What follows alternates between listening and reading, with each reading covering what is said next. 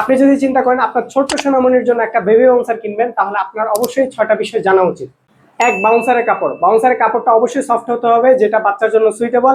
এমনকি বাউন্সারের কাপড়টা খুব বেশি মোটাও হওয়া যাবে না, আবার পাতলাও হওয়া যাবে না। কারণ মোটা কাপড় হলে সেটার ভিতর দিয়ে কিন্তু বায়ু চলাচল করতে পারবে না, এতে বাচ্চা কিন্তু অতিরিক্ত ঘামাবে, যার থেকে বাচ্চার ঠান্ডা লেগে যেতে পারে। আর যদি কাপড়টা খুব বেশি পাতলা হয়, তাহলে বাচ্চার ওজন বৃদ্ধির সাথে সাথে কিন্তু সাইডে সেলাইটা ছিঁড়ে যেতে পারে কিংবা খুলে যেতে পারে। এমনকি বাচ্চাকে বাউন্সারে বসালে মাঝখানে কিন্তু ঝুলে যেতে পারে। দুই, সামনে থাকা প্লাস্টিকটা যদি ফ্লেক্সিবল হয়, তাহলে বাউন্সারটা হাত থেকে পড়ে গেলে কিংবা এটার উপর যদি জোরে চাপ আসে বা এটার উপর জোরে আঘাত করা হয়, তাহলে কিন্তু বাউন্সারটা নষ্ট হবে না বা ভেঙে যাবে না। নর্মাল কোয়ালিটি বাউন্সারে হার্ড প্লাস্টিক ব্যবহার করা হয়, যেগুলো মূলত রিসাইকেল করা প্লাস্টিক থেকে তৈরি করা হয়, যা কিন্তু অল্প আঘাতে কিংবা হাত থেকে পড়ে গেলে প্লাস্টিকটা ভেঙে যায়। তিন, বাউন্সারের ফ্রেমটা অবশ্যই স্টেনলেস স্টিলের হতে হবে, কারণ স্টিলের ফ্রেমে কিন্তু জং করবে না, এতে বাউন্সারের সৌন্দর্য নষ্ট হবে না। আপনারা বাউন্সারটা এক বেবির পর অন্য বেবির জন্য ব্যবহার করতে পারবেন। নর্মাল কোয়ালিটির বেবি বাউন্সারে কিন্তু মাইল্ড স্টিলের ফ্রেম ব্যবহার করা হয়, যেগুলো ওয়েট ক্যাপাসিটি কিন্তু খুবই কম হয়ে থাকে।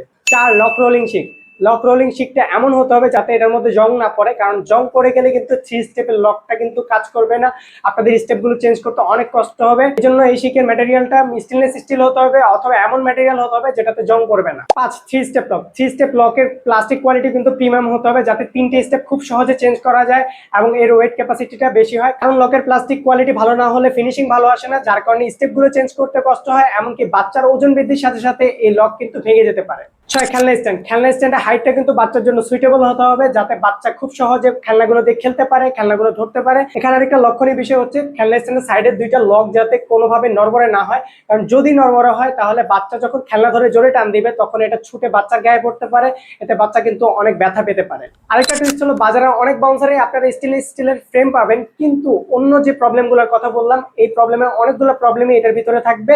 তো যেখান থেকে বাউন্সার কিনেন সেখানে কিন্তু এই 6টা বিষয় খেয়াল করে তারপরে বাউন্সার কিনবেন। আপনারা যদি কোনো প্রকার হ্যাসেল ছাড়া অন্য জায়গা থেকে এত কিছু দেখে তারপর কেনার ঝামেলা এড়াতে চান, তাহলে আমাদের সাথে যোগাযোগ করতে পারেন।